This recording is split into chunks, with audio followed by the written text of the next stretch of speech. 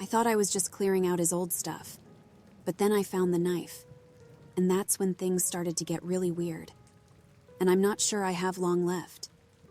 Several years ago, while my Uncle Bob was dying of cancer, he told me a story about an incident that happened to him while serving in Vietnam.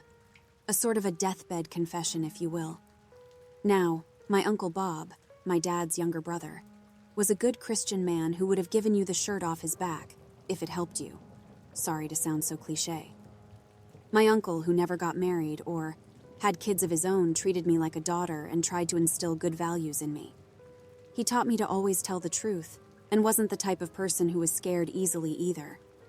Anyway, as he began to tell me his story, I could hear the fear in his voice, which was unusual for him. So, I knew then that everything he was about to tell me was going to be true. After taking a sip of water, he began his story. It was the summer of '67. I was in the army and just arrived in Vietnam a month earlier. I was a naive 20-year-old, and it was my first time being this far away from home. I remember it was unbearably hot my first month there. Anyway, to pass the time at the camp, we would drink, smoke, and listen to great music like CCR. It was during my second week there when we received a distress call from a platoon that had gone missing 2 weeks earlier. I, along with several other men, were given the task to retrieve them.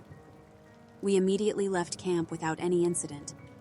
Maybe a week into the mission, though, we stumbled upon an abandoned village. Except for a fire that was still burning, there was no sign of life. Although the place felt off, it was decided that we would spend the night there. That night, while getting drunk, we were ambushed by some invisible force. One by one, we were taken out until I was the only one left. I lay there while pretending to be dead. I was on for about 2 hours before I found the courage to get up. As I got up, though, I spotted what looked like a man, except it wasn't human, leaning over my squad leader. I gasped as I realized that the thing was slicing the skin off the dead man's face.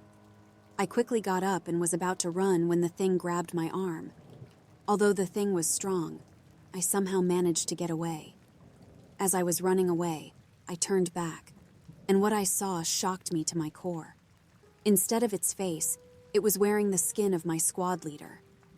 Anyway, I kept running until I nearly stumbled over the bodies of the missing platoon lying in a pit. After discovering the bodies of the missing platoon, I blacked out.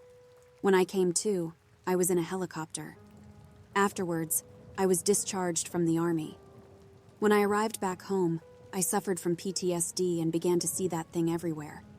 At first, I thought it was my PTSD, but I knew it was real. Oh, I took something from it too. A knife. 2 days after my uncle's confession, he succumbed to his cancer. I was tasked to clean up his house to sell it. As I was going through his stuff, I found a knife.